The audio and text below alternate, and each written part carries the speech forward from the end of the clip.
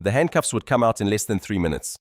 They would click shut around her wrists with a sound that echoed across the crowded sidewalk, drawing phones from pockets and gasps from strangers. They would bite into her skin, tightened deliberately by hands that had done this before, hands that enjoyed the power of the moment, but that was still 3 minutes away. Right now, on this ordinary Friday afternoon in late November, the downtown shopping district hummed with the comfortable chaos of the holiday season. Shoppers moved between storefronts decorated with twinkling lights.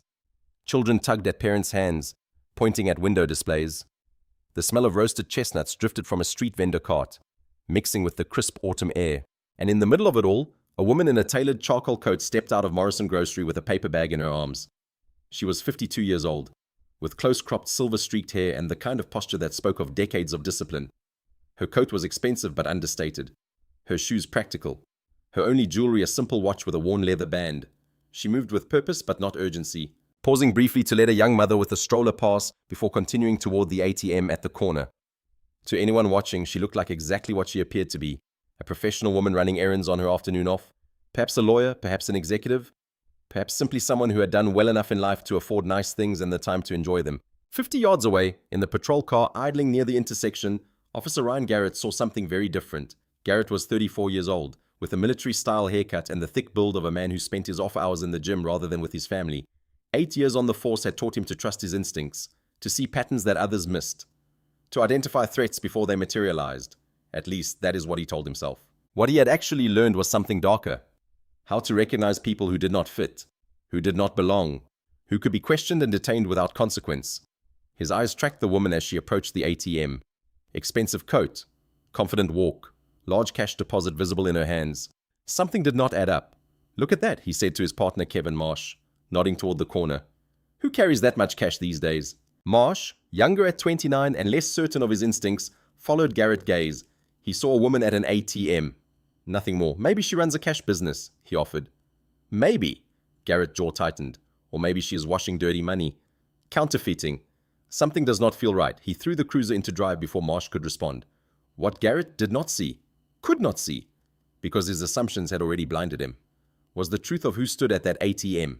He did not see the woman who had spent 28 years in federal law enforcement, rising from field agent to the highest position in the Department of Homeland Security. He did not see the first black woman ever confirmed to that role, her nomination approved by the Senate after months of grueling hearings. He did not see the official who commanded 40,000 employees, oversaw a $60 billion budget, and reported directly to the President of the United States. He saw a black woman with too much money in a neighborhood where, in his mind, she did not belong, and that was enough. One stop, one assumption, one lie to dispatch, and a career built on abusing the powerless was about to burn to ash in spectacular public fashion. But first, we need to understand how the Director of Homeland Security ended up buying groceries like a normal person on a Friday afternoon.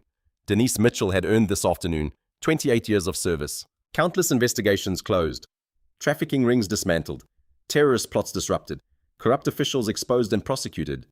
She had given her career everything she had, and it had cost her everything she might have had instead. A marriage that could not survive the constant relocations, the midnight phone calls, the secrets she could never share, a daughter who grew up with an absent mother and now, at 26, kept her at a polite distance, birthday cards, occasional texts, the surface relationship of people who shared blood but not history, an apartment that felt more like a hotel room than a home, furnished with the generic efficiency of someone who never expected to stay long enough to make it personal. But the job had saved her too. It had given her purpose when grief threatened to swallow her whole. First her father's death when she was 30, then her mother long decline into dementia. Then the divorce that felt like failure, even though everyone told her it was not. The job had surrounded her with people who understood sacrifice, who had given up normal lives for the same reason she had, because someone had to stand in the gap between chaos and order. And now at 52, she commanded it all. Director of the Department of Homeland Security. Senate confirmed 18 months ago, after hearings that had dragged every detail of her life into public view, her financial records, her past relationships. That one time in 1994 when she had been pulled over for a broken taillight and the officer had demanded to search her car without cause. She had cited her rights then, as a 24-year-old field agent just 2 years into her career. And the memory had surfaced during her confirmation as evidence that she had a history of confrontational behavior toward law enforcement. She had been confirmed anyway, 72 to 28. Not unanimous, but decisive. And today, for the first time in months, she had taken a half day. No briefings, no secure calls, no motorcade, just Denise Mitchell, private citizen. Buying groceries at the same store where she had shopped for 3 years. depositing cash at the same ATM she had used a dozen times before. Her security detail had offered to accompany her. She had declined. This was her neighborhood, her routine, her few hours of normalcy in a life that had very little of it. She needed to remember what it felt like to be ordinary. What she had not anticipated was how quickly ordinary could turn dangerous. She heard the patrol car before she saw it. 28 years of law enforcement had given her an unshakable sixth sense for the approach of authority. The distinctive rumble of the engine, the subtle change in ambient sound as civilians unconsciously moved aside. The way the air seemed to tighten just before a uniform appeared. She finished entering her PIN, waited for the machine to process her deposit, and did not turn around. She already knew what was coming. She had been in law enforcement long enough to recognize the preliminary movements of a pretextual stop, the cruiser positioning itself at an angle, the engine idling while officers assessed their target, the decision being made before any evidence of wrongdoing existed. Denise exhaled slowly, a sound that came from somewhere deep and tired. She was 52 years old. She had risen higher than almost anyone in her field. She commanded an agency with investigative authority over everything from border security to cybercrime to presidential protection. And none of it would protect her right now. Because to the officers in that patrol car, she was not Director Mitchell. She was just a black woman who did not belong. Ryan Garrett had wanted to be a cop since he was 15 years old. Not for noble reasons, not because of a calling to serve or a family tradition of sacrifice. Ryan Garrett had wanted to be a cop because he had grown up poor in a neighborhood where cops were the only people who seemed to have any power, and he had wanted that power for himself.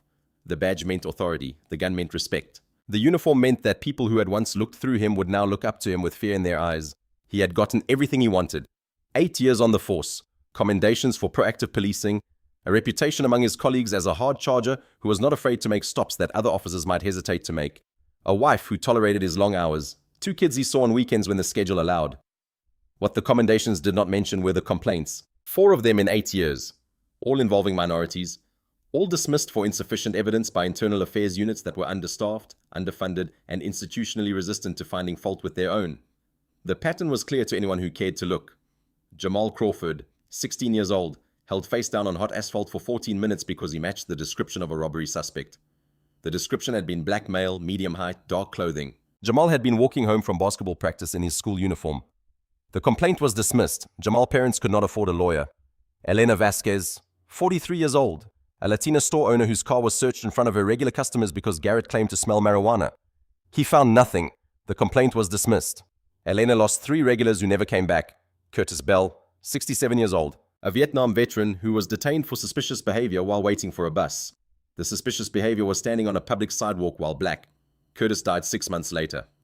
Unrelated causes, his family said, though they believed the stress had accelerated his decline.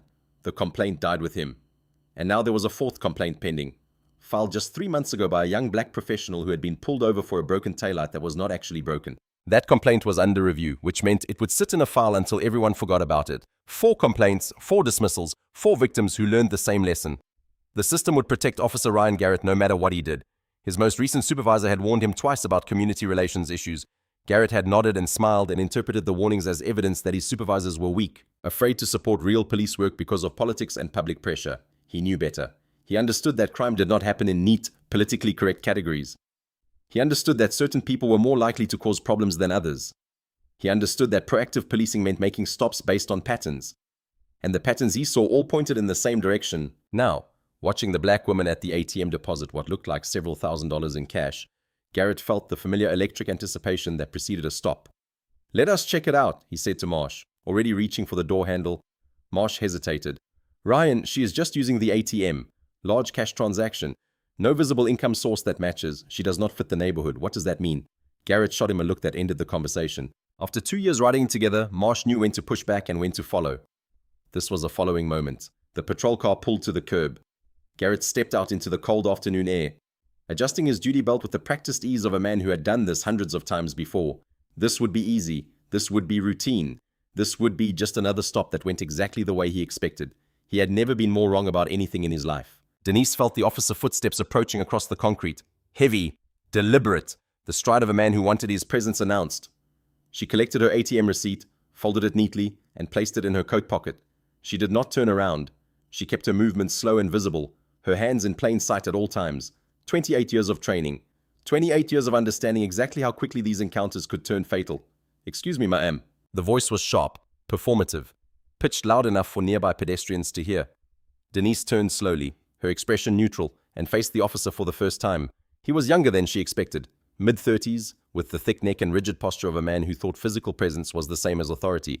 His hand rested near his sidearm, not on it, not yet, but close enough to send a message. His partner lingered a few steps behind, younger, less certain, eyes moving nervously between his colleague and the gathering attention.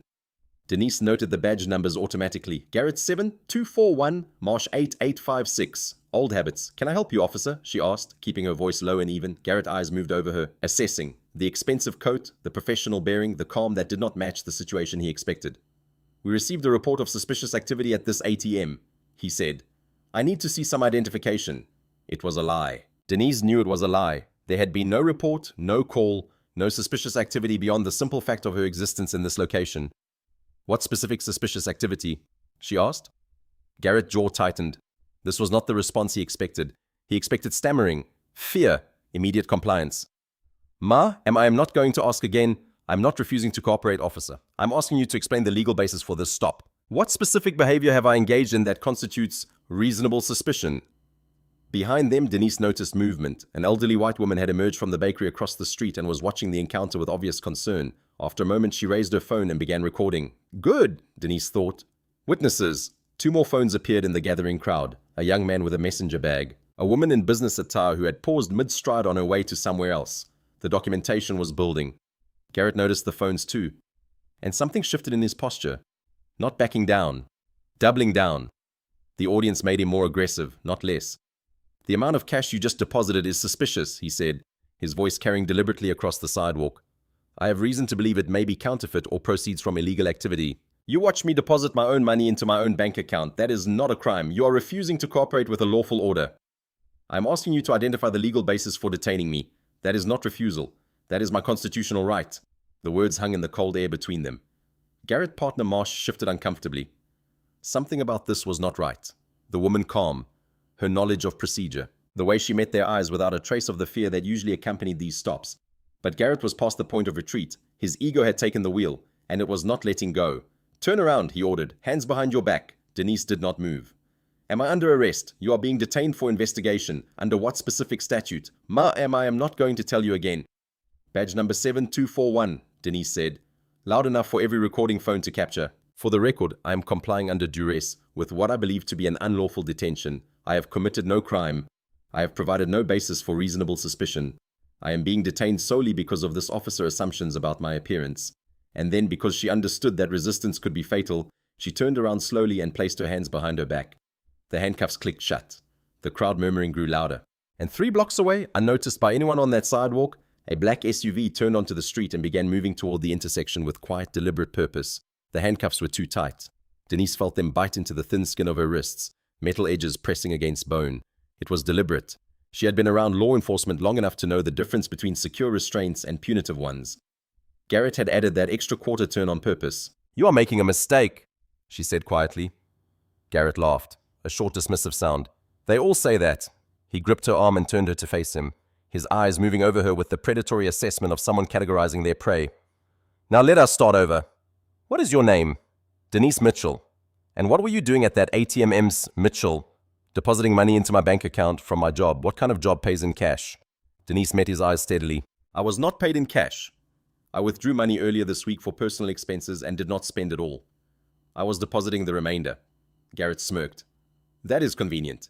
It is the truth. The truth is that honest people do not carry around thousands of dollars in cash. The truth is that people who use ATMs in this neighborhood do not usually look like you. The truth is that I have been doing this job for 8 years, and I know when something does not add up. Behind him, Marsh shifted his weight from foot to foot.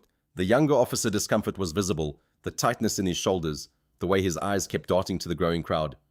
Ryan, he said quietly, maybe we should just run her ID. When I need your opinion, I will ask for it. Garrett did not even turn around. His attention remained fixed on Denise with the single-minded focus of a man who had decided on his narrative and would not be moved from it. On the sidewalk, the crowd had grown to perhaps 15 people. More phones were recording. The elderly woman from the bakery, Patricia Holloway, though Denise would not learn her name until later, had moved closer. Her phone held steady, her face tight with concern. This is not right, Patricia called out. She did not do anything. Garrett spun toward the voice. Mom, step back or you will be detained for interfering with police activity. I'm on a public sidewalk. Step back. Patricia retreated a few feet but kept recording. Denise caught her eye and gave a small, almost imperceptible nod. Keep the camera rolling. Keep documenting. Because documentation might be the only thing that made a difference. Garrett partner approached with Denise's purse, which he had retrieved from where it had fallen during the handcuffing. I need to search this, Garrett announced. More to the crowd than to Denise. Do you have a warrant? Denise asked. I have probable cause. Based on what specific facts? Garrett ignored her, unzipping the purse and rifling through its contents with deliberate roughness. He pulled out her wallet, flipped it open. Barely glanced at the driver license before tossing the wallet back into the bag. Then he found the cash. $347, folded neatly in an envelope. The remainder of a cash withdrawal she had made 4 days ago for a furniture delivery that had been rescheduled. Garrett held the bills up like a trophy. And what do we have here? His voice carried across the sidewalk. Theatrical and accusing. Looks like a lot of cash for someone who claims to be just running errands. That is my money, legally obtained. I have bank records. Sure you do. He flipped through the bills, examining them with exaggerated care. Funny thing about counterfeit money. It looks exactly like the real thing until you check it properly. Denise understood what he was doing. He was building a narrative, constructing a justification for the detention that would hold up later. It did not matter that he had no actual evidence of counterfeiting. It did not matter that the cash was perfectly legitimate. What mattered was creating enough doubt, enough paperwork, enough procedural cover to make this stop seem reasonable after the fact. She had seen this exact technique used throughout her career. She had trained agents to recognize it. She had testified about it before congressional committees, and now she was experiencing it firsthand. I am going to radio this in, Garrett announced. You are coming with us while we verify these bills. You are arresting me for possessing my own money. I am detaining you pending investigation of suspected counterfeiting. The word counterfeiting landed like a bomb in the crowd. Denise could feel the shift. Some people stepping back, distancing themselves from someone who might be a criminal. Others moving closer, sensing that something unjust was happening and wanting to document it. Marsh had found something in Denise's coat pocket. He pulled it out, a black leather credentials case, and started to open it. Garrett snatched it from his hands before he could look inside. Give me that. He glanced at the case briefly, dismissively, and tossed it back into her purse. Probably fake anyway. We will check it at the station. Denise's heart rate, which she had kept carefully controlled throughout the encounter, jumped slightly. He had just dismissed her federal credentials without looking at them. Her photo ID, her badge, her director-level clearance, thrown into a purse like it meant nothing. Because to him, it did mean nothing. To him, she was just another suspect. Just another case. Just another black woman who did not belong where she was found. And in that moment, Denise understood something with terrible clarity. This was not about her. This was not about justice or law enforcement or protecting the public. This was about power. This was about a man who had learned he could do whatever he wanted and the system would protect him. And he was about to learn exactly how wrong he was. Garrett keyed his shoulder radio. Dispatch, this is Unit 7. I have a suspect in custody at the corner of Madison and 5th. Black female, 50s, detained for investigation of counterfeiting. She is being uncooperative and confrontational, requesting backup for transport. Denise listened to every word. Uncooperative. She had answered every question. Confrontational. She had not raised her voice once. Each lie was documented on his body camera. Each fabrication would be preserved in the dispatch records. He was building a case that did not exist. Constructing a story from assumptions and prejudice. And the system, she knew from experience, would likely believe him. You are making false statements, she said, quite enough that only Garrett could hear. Every word you just said to dispatch is contradicted by your own body camera footage. Garrett leaned close, his voice dropping to a whisper. Body camera footage can be lost, corrupted, accidentally deleted. He smiled, a cold, confident expression. It happens all the time. The threat was unmistakable, but what Garrett did not know, could not know, was that Denise Mitchell had spent 3 years implementing federal guidelines for body camera retention, specifically because of officers like him. She had testified before Congress about evidence tampering. She had overseen prosecutions of officers who destroyed footage, and she knew that his department cameras uploaded automatically to cloud storage every 30 seconds. Nothing could be deleted without leaving a trace. But she did not tell him that. Not yet. Instead, she turned her attention to Marsh, who was standing a few feet away with visible discomfort. Officer Marsh, she said. Badge number 8856. For the record, are you aware that your partner just threatened to destroy evidence? Marsh's eyes widened. He looked at Garrett, then back at Denise, caught between loyalty and self-preservation. I did not hear anything, he said. But his voice cracked on the words, yes, you did. And so did every phone currently recording this conversation. She watched the realization land. The sudden understanding that whatever Garrett had promised him about how these stops worked, the rules had just changed. Garrett grabbed her arm, fingers digging into her bicep hard enough to leave bruises. Let us go, he said. pulling her toward the patrol car. "You can play lawyer at the station." The crowd parted reluctantly as they moved through. Patricia Holloway stepped forward, her phone still recording. "I'm getting your badge numbers," she called out. "I'm going to report this. Report all you want, ma'am." Garrett replied without breaking stride. "Have a nice day." He opened the back door of the patrol car and guided Denise inside with a push that was just slightly too hard to be professional. She settled into the hard plastic seat, her hands cramped behind her back, and looked out through the window at the gathered crowd. 15 people at least. A dozen phones, witnesses who had seen everything. Documented everything. It would not be enough to stop what was happening, but it would be more than enough to prove what happened after. The patrol car smelled of disinfectant and old fear. Denise had sat in the back of countless vehicles like this throughout her career. Though usually on the other side of the situation, she knew the dimensions, the hard edges, the way the space seemed to shrink around you until breathing required conscious effort. She kept her breathing steady, counted her heartbeats, waited. Up front, Garrett slid into the driver's seat while Marsh took the passenger side. The younger officer immediately pulled out his notepad, avoiding eye contact with either of them. "Unit 7 to dispatch," Garrett reported. "Suspect is secured. Transporting to Central for processing." "Copy that, Unit 7. What are the charges?" "Counterfeiting, possibly fraud. She has got a stack of cash and no good explanation for it. Every word a lie. Every word recorded." Denise leaned forward slightly, positioning herself so her face was visible through the gap in the protective barrier. "For the record," she said, her voice clear and carrying, "I have not been read my Miranda rights despite being told I'm under arrest. I have not been informed of specific charges. My credentials were seized and dismissed without examination. Every statement Officer Garrett has made to dispatch mischaracterizes my behavior and the nature of this encounter." Garrett adjusted his rearview mirror, meeting her eyes. "You watch a lot of cop shows, do you not?" "I have spent 28 years in law enforcement." He laughed, the sound sharp and dismissive. "Sure you have. And I am the chief of police." "No," Denise said quietly. "You're about 8 levels below that." Something in her tone made Garrett pause. For just a moment, uncertainty flickered across his features, but his ego reasserted itself almost immediately.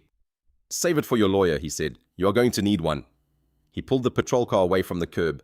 Through the rear window, Denise watched the crowd dispersing, phones lowering, people returning to their ordinary afternoons.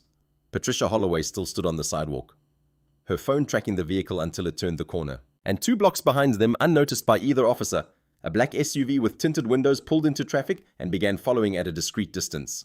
Denise had not called anyone, had not signaled anyone, had not pressed any emergency beacon or spoken any code word. But 28 years in federal law enforcement meant 28 years of protocols, 28 years of systems designed to track and protect high-value personnel, 28 years of redundancies that kicked in automatically when something went wrong. Her phone, still in her purse, had a location chip that pinged her security detail every 60 seconds. When she did not return to her car within the expected window, they would check the feed. When they saw patrol lights on the street corner where she should have been, they would mobilize. They were already mobilizing. And Officer Ryan Garrett, still confident in the narrative he had constructed, had no idea that the most catastrophic mistake of his life was already unfolding around him. The intersection ahead showed red. Garrett brought the patrol car to a stop, drumming his fingers impatiently on the steering wheel.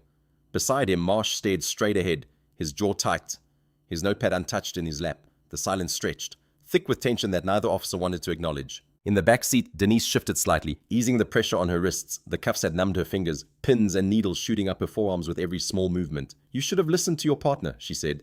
Garrett's eyes flicked to the rearview mirror. "What? When he suggested running my ID, you should have listened. Your ID is fake. We both know it. You do not know anything. That is the problem." The light turned green. Garrett accelerated harder than necessary, the car lurching forward. Through the side window, Denise caught movement. A black SUV turning onto the street behind them. Tinted windows, government plates, moving with the deliberate calm of a vehicle that had somewhere specific to be. She recognized the model. She should. She had approved the fleet purchase 2 years ago. "We are being followed," Marsh said suddenly, his voice tight. Garrett checked his mirror. "It is just traffic." "No, it has been behind us since Madison. Same distance, same speed. Relax. It is probably just some soccer mom late for pickup." But Denise noticed the slight tremor in Garrett's voice, noticed the way his grip tightened on the steering wheel, noticed the first crack in his certainty. "Good, Officer Garrett," she said. "I'm going to tell you something and I need you to listen carefully. I do not need to listen to anything. You have about 3 minutes to make a choice. You can continue on your current course, in which case your career will end today and you will face federal prosecution. Or you can stop this vehicle right now, remove these handcuffs and begin documenting what actually happened, in which case there may be a path forward that does not involve prison." The car fell silent. Marsh had turned halfway around in his seat, staring at Denise with an expression that hovered between fear and curiosity. "Who are you?" he asked, his voice barely above a whisper. Before Denise could answer, Garrett let out a harsh laugh. "Nice try. You almost had me going there." He shook his head, but his laughter sounded forced. "Hollow. What are you, some kind of lawyer? Public defender?" "No." "Then save the threats for someone who is impressed." The SUV behind them had closed the distance slightly. Still not aggressive, still not signaling, just present, waiting. Denise leaned back against the hard plastic seat. "I tried to give you a choice," she said quietly. "Remember that." Garrett pulled into the parking lot of the nearest precinct with more speed than was strictly necessary, tires chirping slightly on the asphalt. He wanted to get this woman processed, documented, and out of his hair before anything else went wrong. But as he stepped out of the car, he noticed something unusual. Another patrol vehicle had pulled into the lot behind him. Sergeant Thomas Bradley Carr, his shift supervisor. Bradley was a 22-year veteran, a careful man who had survived 2 decades on the force by reading situations accurately and staying out of trouble. He did not make unannounced visits to routine bookings. "Garrett," Bradley called out, approaching with long, purposeful strides. "Hold up a minute." Garrett straightened, suddenly conscious of the eyes on him. "Sarge, what is going on? Got a call from dispatch. Something about your stop is not sitting right. Tell me what happened." "Standard stop. Suspicious activity at an ATM. Large cash transaction. Woman would not explain herself. Got confrontational. That is not what the witnesses are saying." Garrett blinked. "What witnesses? The ones who have been calling the department for the last 10 minutes. The ones whose videos are already being shared on social media?" Bradley's voice was tight. "What exactly did you do, Garrett?" "I did my job. Then you will not mind if I speak to the suspect myself." Before Garrett could protest, Bradley moved past him toward the back door of the patrol car. He opened it, looked inside at the woman seated there with her hands cuffed behind her back, and paused. Something about her bearing caught him. The calm, the directness of her gaze, the way she met his eyes without a trace of fear or desperation. "Ma, am Sergeant Thomas Bradley. I understand there has been some confusion about this stop. Can you tell me what happened?" "Your officer detained me without cause, made false statements to dispatch, and is currently claiming I am involved in counterfeiting despite having no evidence. My identification is in my purse. I suggest you look at it." Bradley turned to Marsh, who was hovering nearby with the purse still in his hands. "Give me that." Marsh handed it over. Bradley opened it, found the wallet, found the black credentials case that Garrett had dismissed without a glance. He opened it and stopped breathing. The credentials were unmistakable. Photo ID with federal seal, badge, official documentation that could not be forged, could not be faked, could not be explained away. Director, Department of Homeland Security. Bradley read the name, read the title, read it again as if the words might change. Then he looked at the woman in the back seat with an expression that had completely transformed from professional skepticism to something approaching horror. "Oh my God," he whispered. Garrett saw the color drain from his supervisor's face. "Sarge, what is it?" Bradley did not answer immediately. He stood frozen, the credentials case open in his hands, staring at what he had found as if willing it to be something other than what it obviously was. Then he stepped back from the car and turned to face Garrett with an expression the younger officer had never seen before. "Remove the handcuffs," Bradley said. "Right now." "What?"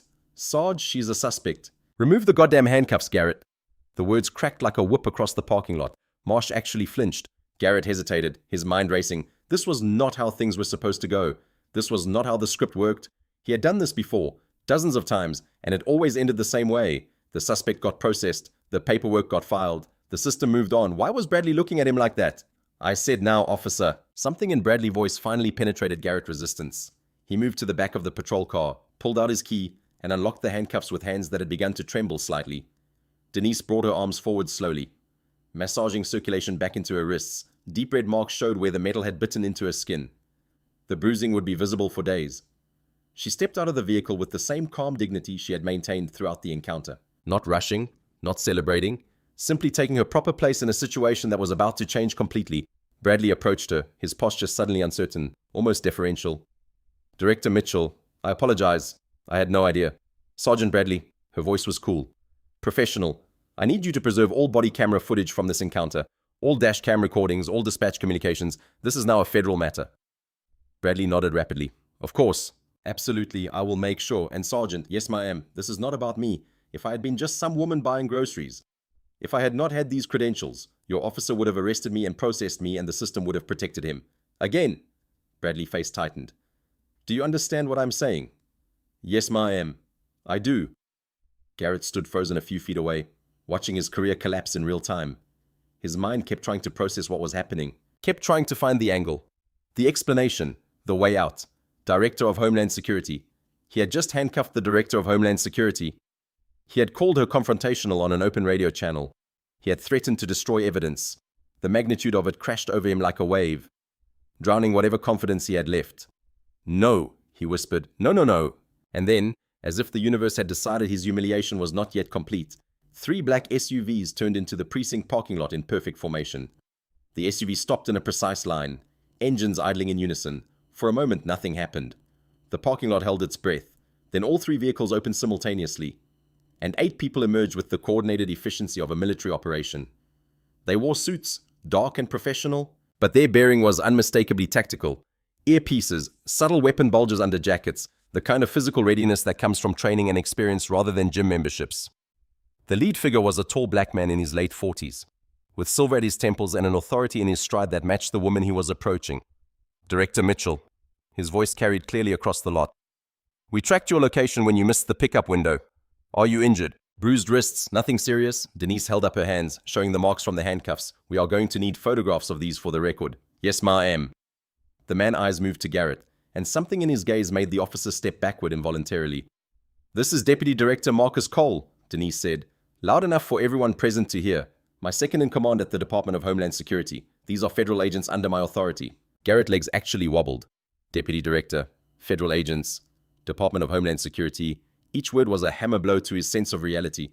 Bradley stepped forward, positioning himself between his officer and the federal agents in what might have been a protective gesture if there had been any protection left to offer. "Sir, I am Sergeant Thomas Bradley. I want to assure you that we are fully cooperating with whatever." "Sergeant," Cole's voice was ice. "At this moment, I'm not interested in assurances. I'm interested in facts." He turned slightly, addressing one of the agents behind him.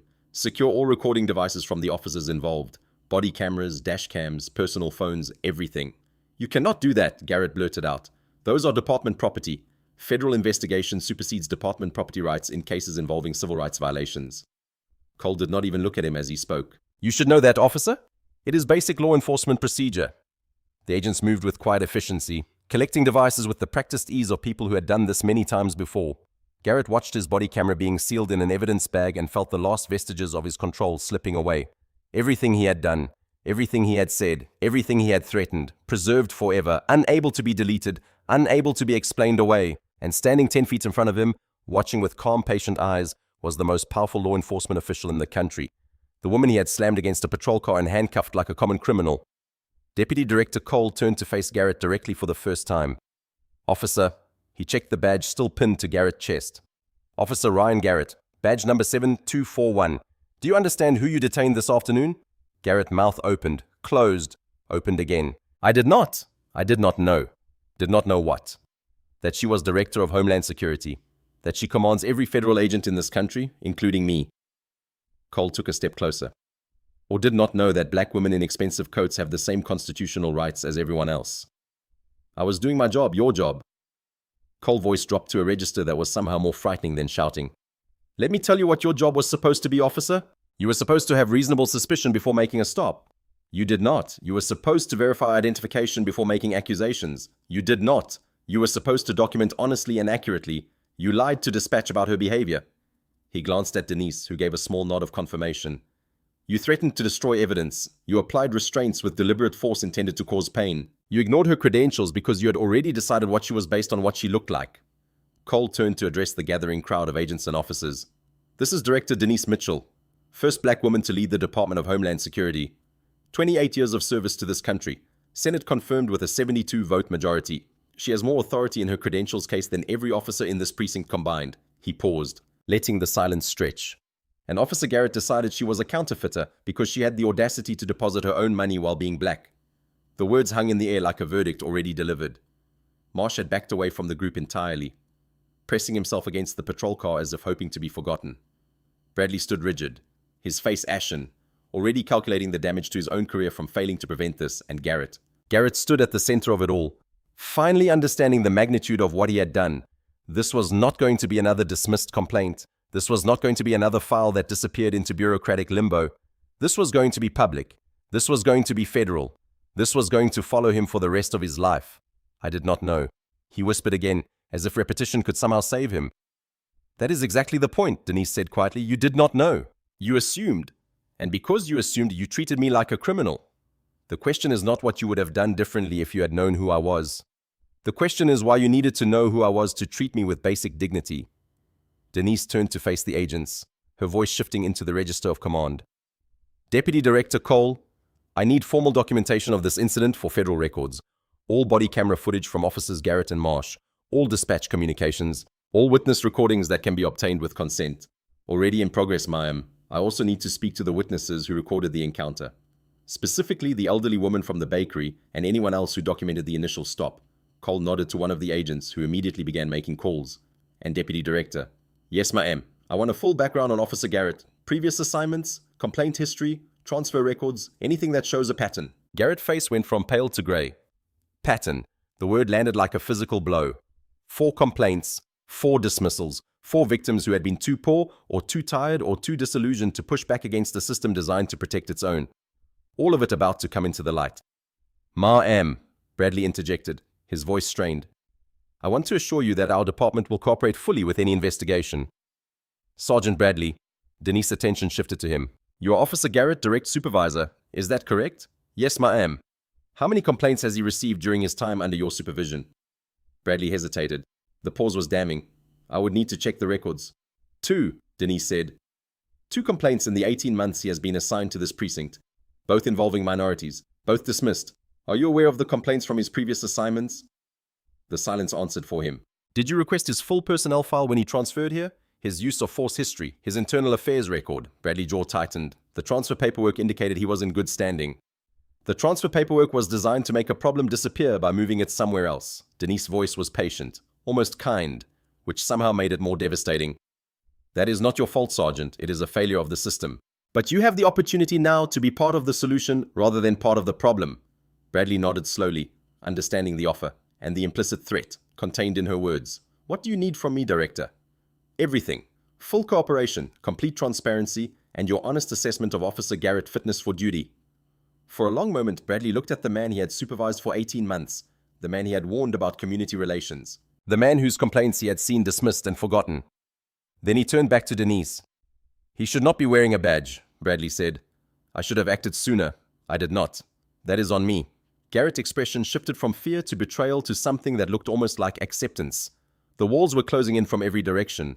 His partner was avoiding his eyes. His supervisor had just abandoned him. Federal agents were cataloging every mistake he had ever made. There was nowhere left to run. 30 minutes later, the precinct parking lot had transformed into something resembling a federal crime scene. Yellow tape marked the perimeter. Agents moved between vehicles with evidence bags and recording devices. A mobile command unit had arrived from the field office, bristling with communication equipment and staffed by technicians who spoke in the clipped vocabulary of people managing multiple information streams simultaneously. At the center of it all, Denise Mitchell sat on a bench near the precinct entrance, a federal medic documenting the injuries to her wrists, contusions consistent with excessive restraint pressure. The medic reported, photographing the marks from multiple angles, recommend full documentation for potential assault charges. Denise nodded, her expression neutral. The physical pain had faded to a dull throb, but the photographs would last forever. Evidence that could not be disputed, could not be dismissed, could not be swept under a rug. Deputy Director Cole approached with a tablet in his hands. Ma'am, we have pulled Officer Garrett personnel file. You are going to want to see this.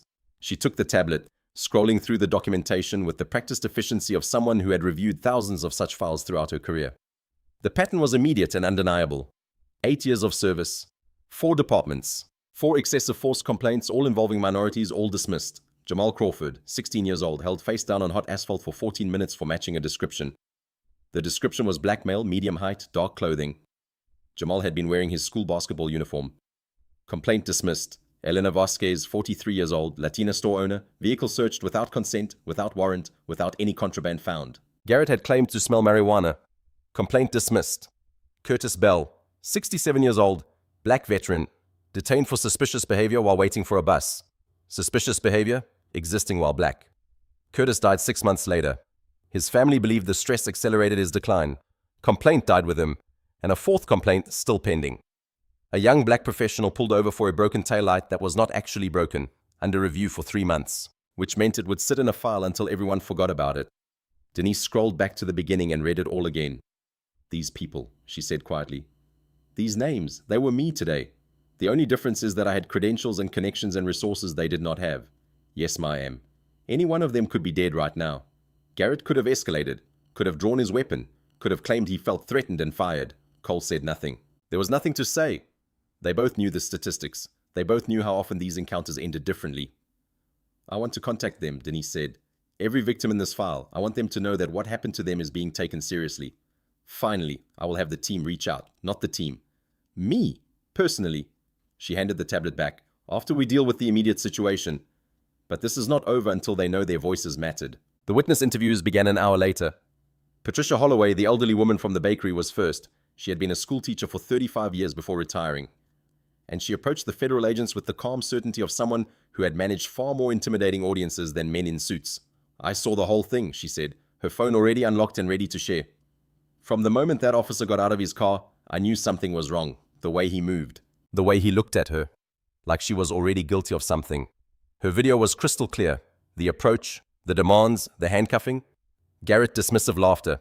Every word captured with damning precision. I taught for 35 years in this city, Patricia continued. Taught all kinds of kids, black, white, brown. Did not matter to me, but I saw how the world treated them differently even when they were children. I always hoped it would get better. She shook her head slowly. It has not gotten better enough. 3 other witnesses came forward with their own recordings. A young professional who had been on his lunch break, a mother who had been walking with her daughter, a delivery driver who had paused to watch. Each video showed the same thing from different angles. Each corroborated Denise's account completely. Each documented Garrett's behavior in undeniable detail. The aggregate footage was devastating. No reasonable investigator could watch it and conclude that Garrett had acted properly. No prosecutor could claim insufficient evidence. No internal affairs review could bury this in procedural delays. The evidence was overwhelming. Public and impossible to ignore. By evening, the first video had been shared on social media 10,000 times. By midnight, it would be featured on 3 national news networks. By morning, Director Mitchell would be trending across every platform. And Officer Ryan Garrett, sitting in a federal holding room with his badge and weapon already confiscated, would finally understand that the system he had trusted to protect him had no interest in protecting him anymore. Garrett's union representative arrived at 9:30 that evening. He was a heavy-set man in his 50s, with the weary expression of someone who had defended police officers through countless controversies. His name was Frank Donahue, and he had been doing this job for 22 years. He had never seen anything like this. Ryan, he said, settling into a chair across from his client in the federal interview room. I need you to tell me exactly what happened. From the beginning. Leave nothing out. Garrett's eyes were red-rimmed. His earlier arrogance completely dissolved. He looked smaller somehow, diminished by the fluorescent lighting and the reality of his situation. I thought she was suspicious, he said. Large cash deposit. Did not fit the neighborhood. I was doing my job. You detained the Director of Homeland Security? I did not know. You did not check her ID. It looked fake. You did not look at it at all. Your partner told the investigators you grabbed it and threw it back without opening it. Garrett's mouth opened and closed without producing sound. The body camera footage. Donahue continued, his voice flat. You threatened to destroy it, on camera, while being recorded. I was just trying to scare her. You scared her so much that she calmly documented your violations for the federal record while you were doing them. Donahue shook his head. Ryan, I have been doing this for 2 decades. I have defended officers through shootings, through beatings, through cover-ups that would make your head spin. But I have never seen someone dig their own grave this thoroughly. Garrett stared at the table. There is video from 6 witnesses. Your own body camera is evidence against you. You made false statements to dispatch that are contradicted by every piece of documentation we have, and the victim. Donahue almost laughed. The victim commands the entire federal law enforcement apparatus of the United States. What do I do? Right now? Nothing. You say nothing, you sign nothing, you admit nothing until we understand exactly what charges they are planning to file. Donahue leaned forward. But I'm going to be honest with you, Ryan. The union support has limits. This situation is beyond those limits. The optics alone.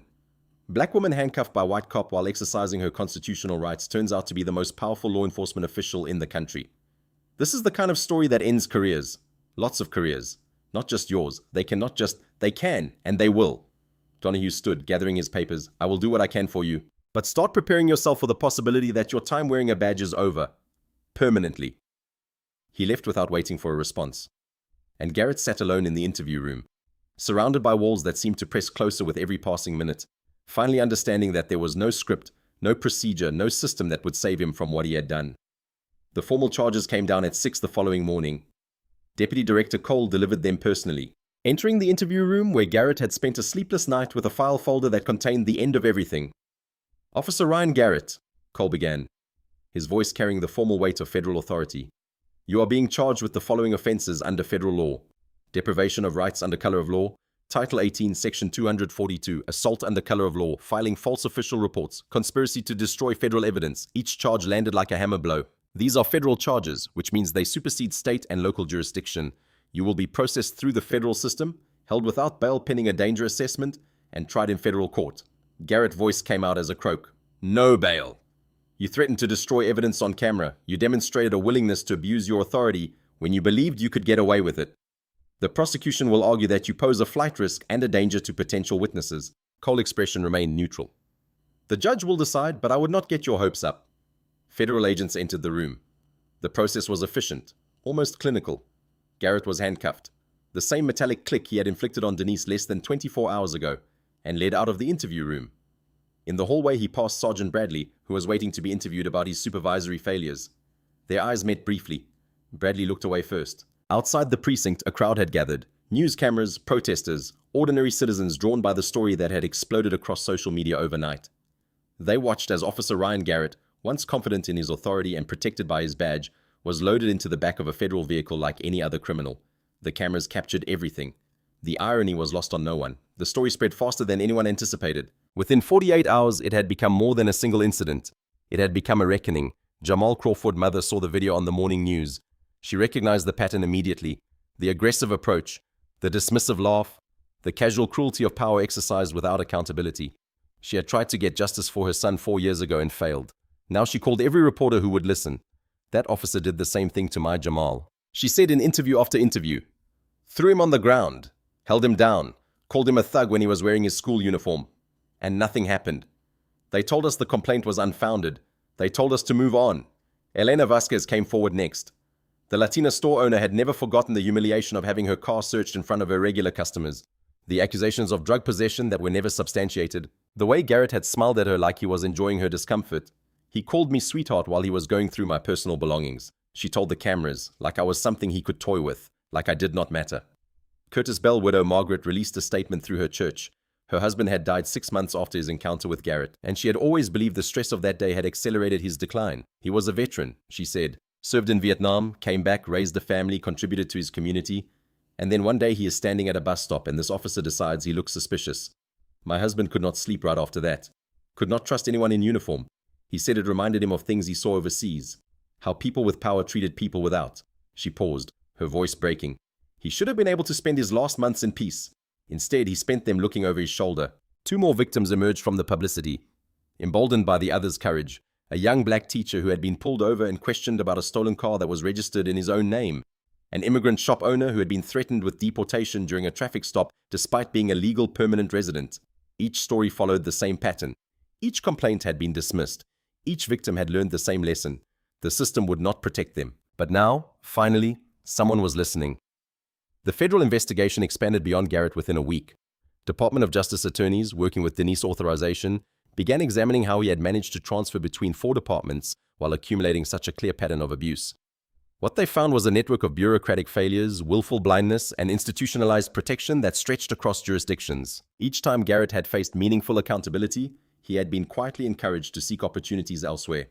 His complaint history was minimized in transfer documents. His use of force records was summarized in ways that obscured the pattern. References from supervisors described him as dedicated and proactive while failing to mention the citizens he had terrorized.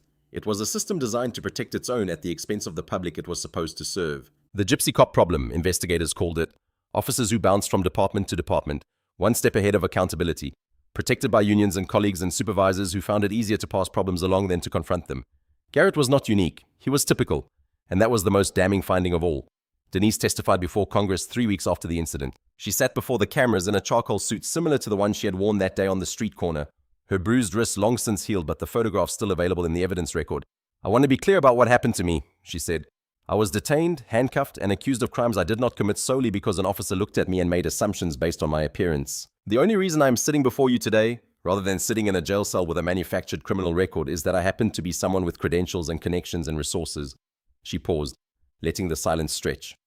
But most people are not. Most people who experience what I experienced do not have Senate confirmation and a federal badge. They have traffic tickets and court dates and jobs they cannot miss. They have children waiting at home and bills that will not pay themselves. They do not have the luxury of fighting back. The hearing lasted 6 hours. By its end, 3 separate reform bills had been introduced, all citing the Mitchell incident as their inspiration. One would pass, one would die in committee, one would be stripped of its most important provisions and signed into law as a symbolic gesture. But the conversation had changed. The stories that had been dismissed for years were finally being heard, and Officer Ryan Garrett, sitting in federal custody awaiting trial, had become the face of everything that needed to be fixed. The department released the body camera footage under court order 4 months after the incident. By that point, the social media videos had been viewed tens of millions of times. But the body camera footage was different. It showed everything from Garrett's perspective. His approach, his assumptions, his casual cruelty rendered in high-definition detail. The footage began with his conversation with Marsh in the patrol car. "Look at that. Who carries that much cash these days? Maybe she runs a cash business. Maybe. Or maybe she is washing dirty money." The preemptive judgment. Captured forever. The assumption of guilt that preceded any investigation. Then the approach. Garrett hand near his weapon before any contact. His aggressive posture visible in the reflection of the storefront windows. "We received a report of suspicious activity at this ATM." His lie. Documented in real time. No such report had been made. "You are making a mistake." Denise's voice. Calm and measured. "They all say that." Garrett dismissive laugh. Then the handcuffing. The way he deliberately tightened the cuffs. The wince that crossed Denise's face. Quickly controlled, and the threat that would seal his fate. Body camera footage can be lost. Corrupted. Accidentally deleted. It happens all the time. Legal analysts on every network broke down the footage frame by frame. The constitutional violations, the procedural failures, the moment-by-moment documentation of abuse of power. Garrett's defense team attempted to argue context, training failures, the pressures of police work. But the footage made their arguments irrelevant. The jury would not need to interpret testimony or weigh competing narratives. They would simply watch a man who believed he was untouchable exercise his power over a woman he had prejudged as guilty. And they would watch that woman maintain her dignity throughout, calmly documenting his violations while he dug his own grave. The civil trial began before the criminal proceedings concluded. Attorneys representing Garrett's previous victims had filed a consolidated lawsuit against his former departments, arguing that the pattern of abuse should have been recognized and addressed long before it reached this point. The lawsuit sought damages, policy changes, and public acknowledgement of the harm done. Jamal Crawford testified via video link from his college dorm room. He was 19 now, studying criminal justice with plans to become a civil rights attorney. "I was 16, he said, walking home from basketball practice, wearing my school uniform, and he threw me on the ground and held me there for 14 minutes because I matched a description." He paused. "The description was black male. That is all I matched. That is all I had to match." Elena Vasquez described the long-term impact of her encounter. "I still get nervous when I see a police car," she said. "Still check my mirrors to make sure I'm not being followed. My daughter was with me that day. She was 12. She asked me why the policeman was being mean to us. I did not have an answer." Margaret Bell read a statement on behalf of her late husband. "Curtis served his country," she said, "fought for it, came home and spent 40 years being a good citizen. And then one day he is standing at a bus stop and this officer decides he does not belong there. Curtis told me that night that he finally understood why his father had been so careful around police. He said they do not protect us, they never have." The testimony continued for days, victim after victim, story after story, the accumulated weight of years of unchecked abuse. When the civil verdict came down, it totaled $14 million in damages across all plaintiffs. More importantly, the 3 departments involved were placed under federal oversight, required to implement comprehensive reforms in hiring, training, and accountability. It was not justice. Not really. No verdict could undo the trauma, could not restore the dignity that had been stripped away. But it was acknowledgement. It was proof that the stories had mattered, that the complaints had been legitimate, that the system had failed, and sometimes acknowledgement was enough. The Department of Justice consent decree was announced 8 months after the incident. 3 police departments were placed under federal supervision. Independent monitors would review their policies, examine their complaint processes, and ensure that the failures that had allowed Garrett to thrive could not happen again. Denise held a press conference to announce the agreement. "This is not about punishing individual departments," she said. "It is about ensuring that the citizens these departments serve are protected by the same constitution that protects everyone else." For too long, officers like Ryan Garrett have been able to move from department to department, one step ahead of accountability, protected by colleagues and supervisors who found it easier to pass the problem along than to confront it. She paused, her voice hardening slightly. "That ends today. Under these agreements, all officer transfers will require full disclosure of complaint histories, use of force records and internal affairs investigations, no more hiding patterns, no more pretending that a fresh start erases a troubled past. If you cannot serve the public with integrity in one jurisdiction, you will not be given the opportunity to fail the public somewhere else." The agreements were not universally welcomed. Some police unions argued that the oversight was excessive. that it would hamper legitimate law enforcement, that it unfairly punished entire departments for the actions of one officer. But the videos were too clear. The pattern was too obvious. The victim was too prominent. And for once, the system moved toward accountability rather than away from it. The federal criminal trial began 14 months after the incident. Officer Ryan Garrett sat at the defense table in a suit that no longer fit quite right. He had lost weight in federal custody, and his formerly confident posture had been replaced by something smaller, defeated. His attorney had argued for a plea deal. The prosecution had offered one: plead guilty to the civil rights violations, accept a 3-year sentence, and testify about the departmental failures that had enabled his behavior. Garrett had refused. I was doing my job, he insisted. Even after everything, I made a mistake about who she was. That is not a federal crime. So the trial proceeded. The prosecution case was surgical. They presented the body camera footage, the witness videos, the dispatch recordings, the pattern of prior complaints, the testimony of victims who had been dismissed and ignored for years. Deputy Director Cole took the stand and described the scene in the precinct parking lot. The moment when federal agents arrived. The moment when Garrett finally understood the magnitude of his mistake. Denise Mitchell herself testified for nearly 4 hours.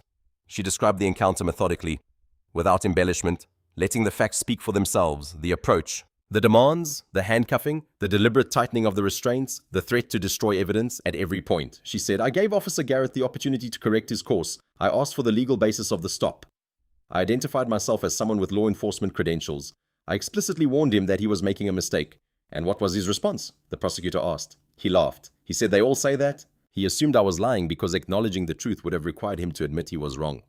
The defense cross-examination attempted to establish that Denise had been confrontational, that her calm was actually hostility, that her legal knowledge was threatening. It did not go well. Mr. Garrett, Denise replied at one point. I remained seated, spoke in a calm voice, and asked questions about the legal basis for my detention. If that constitutes confrontational behavior, then every citizen who understands their constitutional rights is confrontational. The jury deliberated for less than 5 hours. Guilty on all counts. The sentencing hearing took place 2 weeks later. Judge Samuel Washington presided over a courtroom packed with observers, journalists, and victims who had traveled to witness the end of something that had affected their lives for years. Garrett stood before the bench in his orange jumpsuit, his wrists shackled, his former confidence completely erased. The judge reviewed the pre-sentencing report, the victim impact statements, the pattern of behavior that the evidence had revealed. Mr. Garrett, he said finally, you were entrusted with extraordinary authority, the power to detain, the power to search, the power to use force. In a democracy, that power comes with equally extraordinary responsibility. He paused, his gaze moving from Garrett to the crowded gallery. For 8 years, you treated that authority as a weapon rather than a trust. You targeted citizens based on their appearance. You fabricated justifications for your actions. You threatened to destroy evidence that documented your misconduct. And when the system tried to warn you through complaints, through supervisors, through the obvious distress of your victims, you ignored those warnings because you believed you were protected. Judge Washington leaned forward. You were protected. The system failed these victims long before this court had the opportunity to address their grievances. That failure does not excuse your conduct, but it does explain how someone like you was able to operate for so long without consequence. The sentence: 6 years in federal prison, permanent revocation of law enforcement certification, mandatory enrollment in the National Decertification Index, ensuring that no police department anywhere in the country could ever hire him again. Garrett received the sentence in silence. There was nothing left to say. No argument could change what the evidence had shown. No excuse could undo what the cameras had captured. He was led out of the courtroom in handcuffs. The same metallic click, the same constraint, the same loss of freedom he had inflicted on others without a second thought. The gallery watched him go without comment. Justice had been delayed, but finally it had arrived. The reforms that followed the trial extended far beyond the specific departments involved. 11 states passed legislation requiring comprehensive disclosure for all police transfers. 6 more strengthened their body camera requirements, closing loopholes that had allowed footage to be delayed, edited, or accidentally lost. 23 departments voluntarily adopted the Mitchell protocols, a set of guidelines Denise had developed for de-escalation, bias recognition, and community relations. The National Decertification Index, once a voluntary database that most departments ignored, became mandatory for all law enforcement agencies receiving federal funding. Officers who had been fired for cause could no longer simply move to a neighboring jurisdiction and start fresh. The gypsy cop problem did not disappear. No single case could solve issues that had been building for generations. But the conversation had changed. The stories that had been dismissed were now evidence. The victims who had been ignored now had advocates. Denise continued in her role as Director of Homeland Security. Though the incident had changed how she approached the position, she implemented new training requirements focusing on community relations and constitutional rights. She established an internal review process for any officer conduct complaints involving allegations of discrimination. She met personally with civil rights organizations that had once viewed her agency with suspicion. I experienced what millions of Americans experience every day. She said in a speech to incoming agents, "The only difference is that I had the power to ensure consequences followed. Most people do not have that power. Your job is to ensure they do not need it. Your job is to ensure that every person you encounter, regardless of what they look like, where they live, or what assumptions your training may have instilled, receives the same constitutional protection." The speech was required viewing for all new Homeland Security personnel. The civil settlements totaled $23 million when the final numbers were calculated. Jamal Crawford received $2 million, which his mother insisted be placed in a trust for his education. He graduated 4 years later with a law degree, specializing in civil rights litigation. He often cited his encounter with Garrett as the moment he decided what he wanted to do with his life. Elena Vasquez used her settlement to relocate her business to a better location and hire additional staff. She also established a legal fund for small business owners who face discrimination from authorities. "What happened to me should not happen to anyone," she said at the fund launch. "But when it does, people should have resources to fight back." Margaret Bell donated a portion of her husband's settlement to veterans organizations. The rest she used to establish a memorial scholarship in Curtis' name, providing support for veterans returning to civilian life. "Curtis believed in service," she said. "This honors that belief." Denise personally attended the scholarship first award ceremony.